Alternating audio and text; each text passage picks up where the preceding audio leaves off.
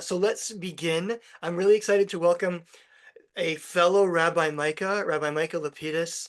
His most important claim to fame is that he and I were both members of the Minor Prophets, which was let's say, the most successful Jewish rock group of Cincinnati and Northern Kentucky of the early 2000s. Is that what you'd say too, Micah? I said we were so successful that we were banned from ever performing at the Cincinnati Hebrew High School gala ever again because we were too loud. That's right. I don't Very think I was there successful. for that part. But That's right. You were already an alum. right. So yeah, Rabbi Micah Lapidus replaced me as the new Micah in the band. So we refer to him as Deutero Micah. At any rate, these days, 20 years later, he is the director of Hebrew and Judaic Studies at Davis Academy, which is a Jewish day school in Atlanta. He's here to talk to us today about teaching hope. So oh, go ahead. Yeah, I'm just eager to jump in. First of all, there were a few things that, in the spirit of efficiency, the other Rabbi Micah left out about the band. Minor Prophets was Prophets, and so it was highly ironic. And so, in order to be a member of the band, you either had to have been given a prophetic name at birth or had one appointed to you. So, Micah, in addition to playing the bass, which is always a hot commodity in a rabbinical rock band, my name was sufficient merit for me to find my place in the band. Greetings from Atlanta, Georgia. I was seeing folks chiming in from the chat, and I have to tell you, first of all, I apologize if I speak too fast, but I'm feeling that our time is already fleeting. That when Rabbi Micah told me that there would be 15 or 20 people who would take time out of the middle of their day, adults who would be chiming in from all around the country, and I see even now all around the world, I was not suspicious, but I was very curious how such a phenomenon actually could arise. I love the idea that perhaps there are groups like this that are gathering all across the Jewish world, unbeknownst to us or known to us, and that people are finding meaning in our heritage and in our tradition. But I have a suspicion that it's actually a remarkable thing that Arizona and Oklahoma and Montana and Washington and Finland and Hawaii and Nevada and Florida and Illinois would come together in the middle of the day with an unknown presenter is an extraordinary thing. And so I find that hopeful. Not to pander and not to be kind of too on the nose about it, but that to me this is an incredibly hopeful thing. I was saying to Rabbi Micah, I feel in some ways I've over-prepared and under-prepared for today, and so hopefully we'll get it just right. But in a week like this, how to prepare for a week like this? And so we'll see how it goes, and I hope that mine won't be the only voice that participates. Though I also understand that as the guest and the interloper here, I have to prove myself and demonstrate that I'm worthy of being a part of y'all's Thursday afternoon. So I would love if, as I'm preambling, um, what if can you take a moment and let's just kind of go into previous learning, maybe something that you have learned about hope, tikva, as a Jew, as a part of the Jewish community in Jewish tradition, um, maybe that you attribute to participation in this group. It doesn't have to be profound. It doesn't have to be an epiphany, but just if you could give me a sense of any way in which your kind of topography of hope as a phenomenon, as an emotion, as an experience, perhaps as a Jewish value, has become more robust by virtue of your participation in this group, or just by virtue of participating in this group and living life more generally. I would love that because my true motivation in coming to you all today, first of all, is that for 19 years, I've worked primarily in an elementary and middle school setting, which means a lot of children interaction. Of course, there are adults along the way as well. You all are the hardest to teach for a variety of reasons, and certainly the hardest to shush in communal settings. But that I would like to understand also have myself a more robust understanding of hope. In preparing, I found myself asking some pretty fundamental questions, and I pose them to you as well as I'm also monitoring the chat. But what is it? What is hope? Not meant to be such a amorphous question, but more specifically, is hope a biological innate capacity that we as a species, assuming that we are raised or in a context without so much accrued trauma, that we just as human beings, hope is something that exists within us, that we have some quotient of it, and that it is accessible to us just by virtue of being a human being? Or is hope something that is more either more external, meaning it needs to be implanted within us, or is it some combination, I guess I would say, of nature and nurture? And I appreciate all the comments, and I very much also appreciate the comment about finding connection, um, and that knowing that we are not alone may also be um, sort of a foundational concept in terms of hope. So if anybody has a reaction to really the fundamental question about, is hope just something that we're blessed to be given, or is hope something that is that requires seeking and finding? And also, I find myself being less afraid of particularistic questions now than I was a decade ago. Is hope, as a Jewish community, do we have a pretty special relationship with hope? And if so, where does that relationship come from? Maybe I'll hypothesize that we do, as Jews, have not an exclusive relationship, but a special relationship with hope. And I'd love to maybe try to demonstrate that a little bit. And so I sent Rabbi Micah a few texts, but actually the one that I thought I could bring to us is not one that I sent him, but one that he and I were discussing earlier. And it's actually from this week's Torah portion. I feel like when the weekly Torah portion is screaming at us to be relevant in some setting, we should try to honor that.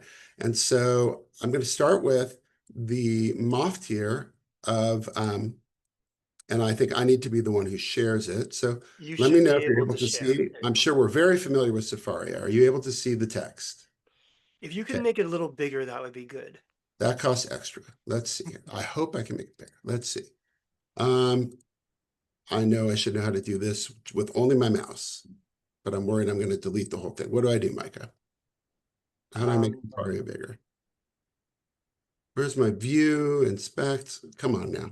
you know what? If you tell me what text, I can share it Yeah, I first. just I want to can go look to up. Genesis 6, 5 through 8. Okay, one second. And as we're going there, I'll set it up for you all because I find that the place that I work is a place that is, and I'm just looking at some of these beautiful comments, is a place that is very hopeful because I work with children primarily. And so when I called the session teaching hope, it was a little bit cryptical, but I think I meant in a way teaching as a form of hope.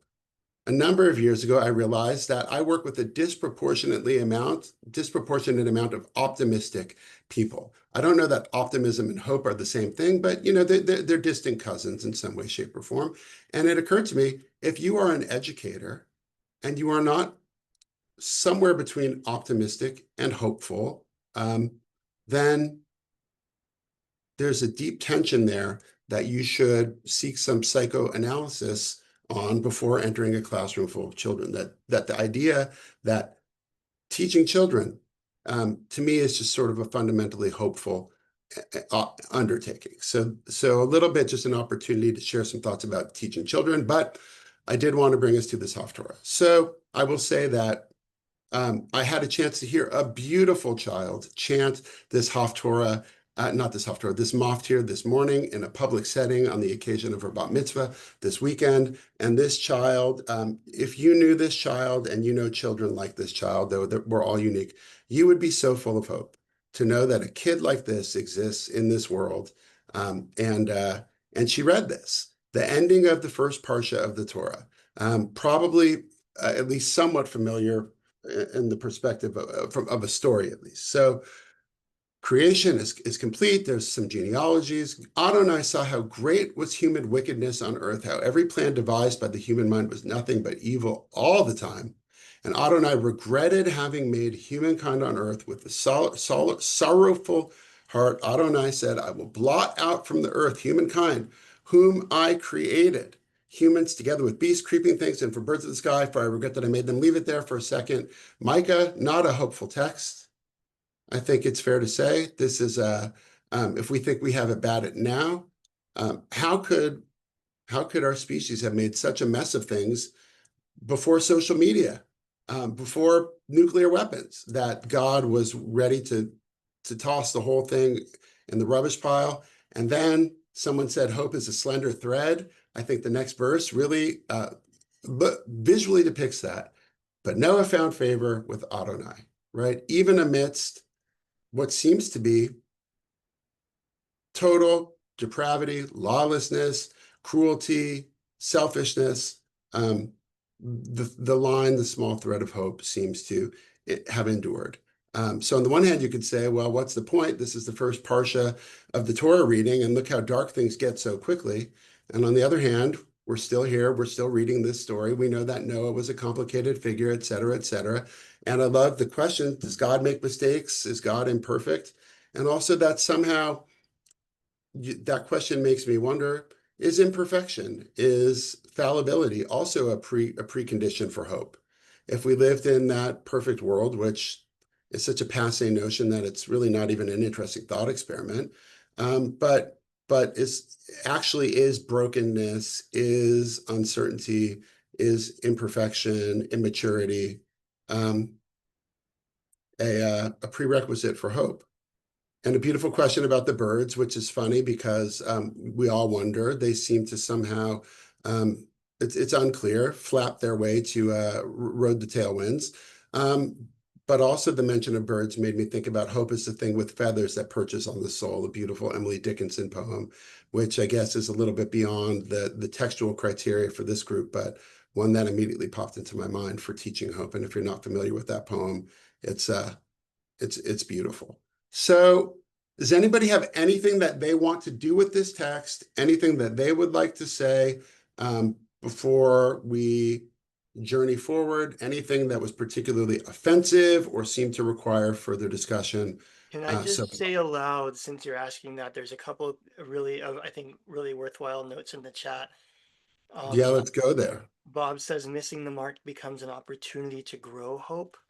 And then Rabbi Stander says the world is incomplete and imperfect, hence the need for hope, belief, and action. Yeah, I have really nothing to add.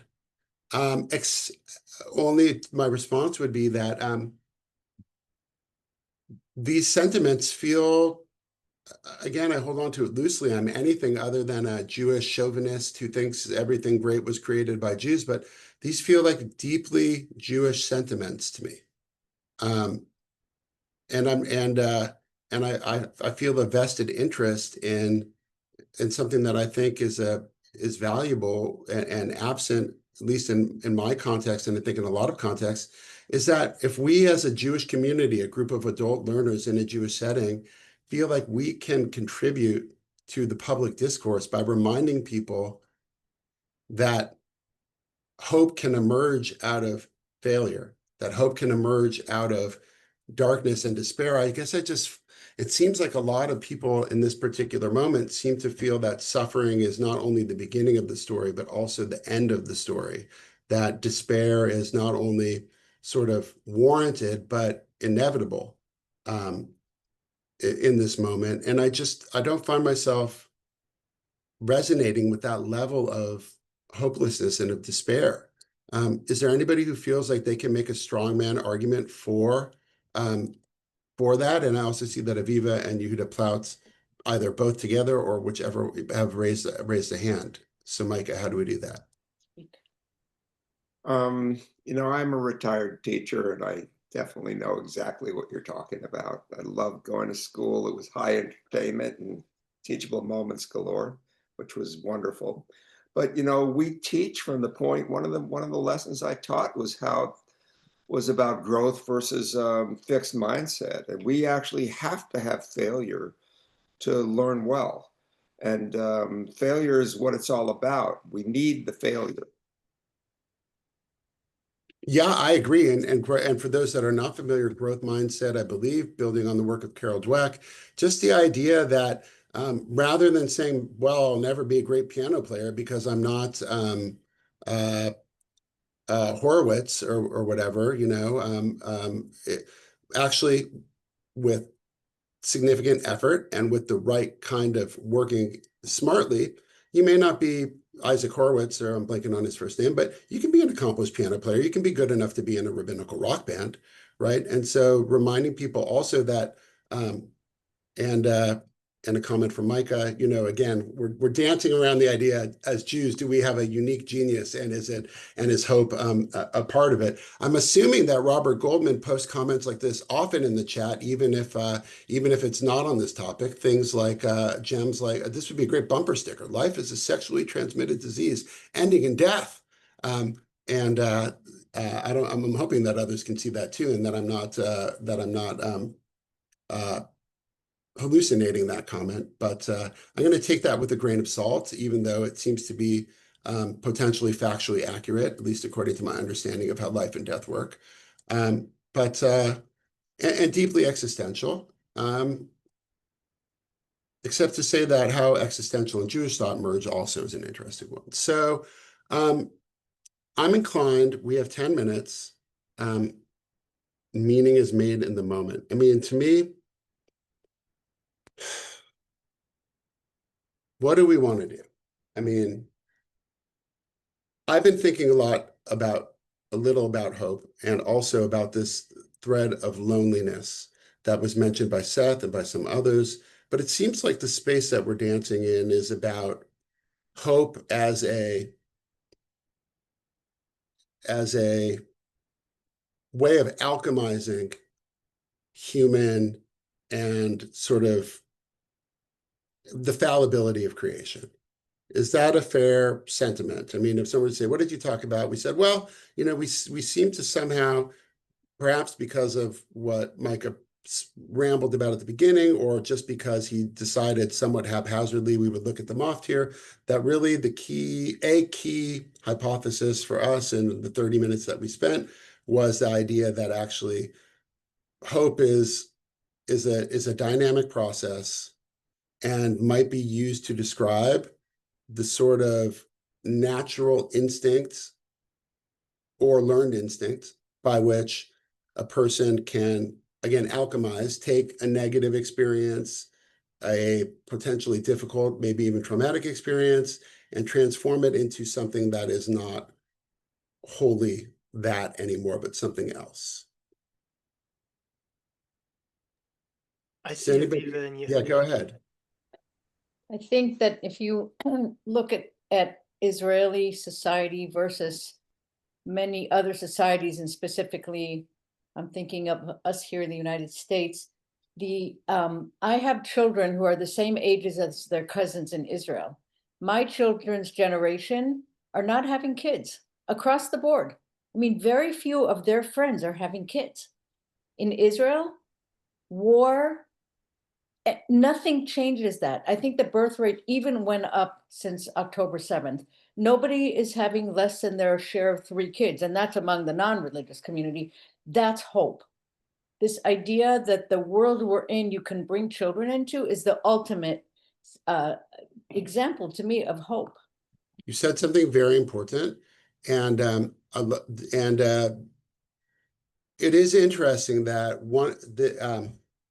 that's a whole nother topic. But yes, I'm inclined to agree that part of the challenge, one of the questions that's sort of ancillary, is if Jews have quite a robust topography or understanding of hope, what about folks who come from a more secular background? And what, if any, role and status and efficacy does hope have in a secular setting? And the reason why I made that move is because if secular means that I'm responsible only to myself fundamentally, that I'm not beholden to any God or any belief system or any kind of more metaphysical sort of thing, then the ultimate expression of autonomy is the right to not perpetuate my genetics and to not have children. And so and that's kind of a self-defeating sort of approach, but you do seem to be right about birth rates, that there seems to be some corollary between religiosity and spirituality and choosing to have children. And then that raises the question of whether hope is actually something that is a spiritual capacity that may not be accessible to folks who would deny that they have any kind of interiority or spiritual belief. A couple hands, and I would rather honor those than my own voice. I was going to make a different comment, but then I want to respond to what Aviva said and what you just said, Rabbi, and come back around to the comment I was going to make, which is that I think in some ways it's about feeling you have a mission. You know, why do Israelis have high birth rates? Because Israel from the beginning has been a mission-based society, the mission of saving the Jews, the mission of building a new kind of Jewish society. I think we have hope, and I use that just as an example to say I think we have hope when we feel there is something to work toward. And brings me back around to what I was going to say, which is that what you're describing, this idea that like hope can come out of tragedy, is actually what we call messianism. And I don't think the Jews invented messianism, but I do think that Judaism contributed very significantly to the idea of Messiah or Messianic age, or that there can be a better world than the one we live in, and that at the core of Judaism has always been this idea that no matter how bad the world is right now, the world can be better, and you are responsible to help make it better. What we call tikkun olam, or what the early reformers called mission of Israel. So, like to me, I think we have hope when we feel that we have a mission that can be accomplished. And one of the reasons that I think many young people aren't having children today, to bring it back to what Aviva said, is because of climate change, because they feel that the world is hopeless, right? So then it becomes a question of where can we find a goal to work toward, a mission to work toward, something we believe is accomplishable, so that there is actually room for hope. I love that. Susan. Thank you. I am one of three sisters. I'm the eldest. I never married. I am childless. My two sisters, one has one child. She is unlikely to have children just because of career and orientation, if you will. And the other one has two adopted children who are half siblings. And one of them is probably not going to, my niece is probably not going to. I don't see that happening. But my nephew and his wife have a baby. So I'm a great aunt. And after my official career was over, I was a substitute teacher for many years, including being at the Tucson Hebrew Academy. And I believe children, it's corny, there's a song, I believe children are the hope. I do believe children are hope, because when I look at the few photos and videos that my sister manages to capture of her grandson, he's so hilarious. You can't help but be hopeful. And I've met some kids along the way who have truly just filled me with hope, despite my fear for their future. That was a beautiful comment, Susan. Let me then close us with two texts that I actually had prepared. We don't need to bring them. I'll just convey them to you verbally. And if you haven't scrolled through the beautiful chat, my sense is that the chat disappears. And but this is what a robust conversation. And I'm now reading David's comment as I'm also talking. But there's a lot here. The two texts that I had thought on the topic of teaching parentheses as a form of hope. One, that the world is sustained by the breath of school children. And I love that in that text, one of the rabbis asked, why is it only their breath? Why isn't it my breath? And I wonder if we have a response to the rabbi, which maybe says, well, it is all of our breath, but, or is there something unique about the breath of school children as we understand that? And the other is a very simple and meaningful teaching, Talmidei Hachamim Marbim Shalom Ba'olam, the children of wise teachers. I'm sure it was originally meant in a more narrow context, but I would say wise teachers increase peace in the world. And so I just don't know if anybody has any thoughts, since we have some people who were officially educators, but also all of us. I think as human beings, education is foundational to what we do all the time. If anybody has any sense about either guidance for me, how do I teach children hope? Do I need to, or do I just need to a label for them. What you're doing right now is expressing your hope, or why children seem to have such a special potential in terms of creating a more hopeful and a more peaceful world. I know it's a simple question, but I like simple questions. And we only have 2 minutes anyway. I see you. I think Yehuda has a hand up one more time. Yeah. I view hope as something that we have built in because we are Jews who live in community. And you find the same mirror in any school environment because there's community built in. Hope seems to be endemic to groups of people because that's how they support each other all the time. So even here in this group and meeting, this morning, there's hope built into this. You addressed before about, the problems in our society of being alone. If you're in community, automatically you have hope. And that's a pretty great thing. In spite of the ways we can disappoint one another. Well, Yeah. we can always hope for the better. I love that. And I see we even have a child who joined us. I love that. Any other closing comments? The greatest gift you can give a presenter is for someone else to have the last word. Alfred Stanley. I'd just like to say that the Jewish experience after the fall of the Second Temple, everybody here is a survivor of the circumstances that existed for almost 2 millennia of being driven outside of the city gates for not paying tribute to the king, of being driven out of wonderful countries where Jewish culture helped those countries thrive. And the experience of being driven out of a city is going to lead to starvation and death. So I think that to survive as a people, hope was a necessary trait that had to be clung to. And it's what I draw inspiration from every Thursday, keeping that in mind. Beautiful. Thank you. Rabbi, we have other hands, but I also recognize the hour, so I defer to you. You know what? Lauren hasn't spoken yet. So Lauren, if you have a quick comment, and then I think we'll have to cut it off and end there. I would just caution you, Micah, that hope is universal as this last speaker said, in community. We get our hope from being with each other and interacting with each other.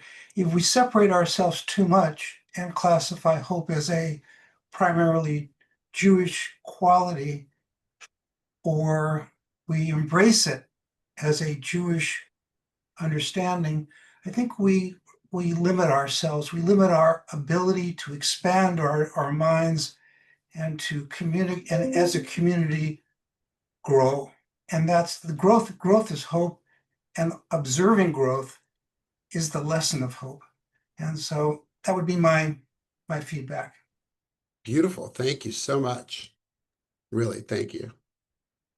Thank you all. It was an honor to be with you. And if circumstances permit, you're ever in Atlanta, Georgia, or somewhere else, let's keep the conversation going, as I know you all will. Thanks to Rabbi Micah Lapidus for joining us today. This was a really interesting discussion, very, very fruitful. Next week, as I put in the chat, this is a nice sequel to what we've been talking about today. Rabbi Dara Lerner will be with us. The topic is Hope is a Verb with its sleeves rolled up. So roll up your sleeves, everybody, and we'll talk about what comes next. I wish you all an early Shabbat Shalom. And not a Chag Sameach, because there's no Chag between now and next Thursday for the first time in a while. So have a good Shabbat, everyone, and I will look forward to seeing you next week. Take care.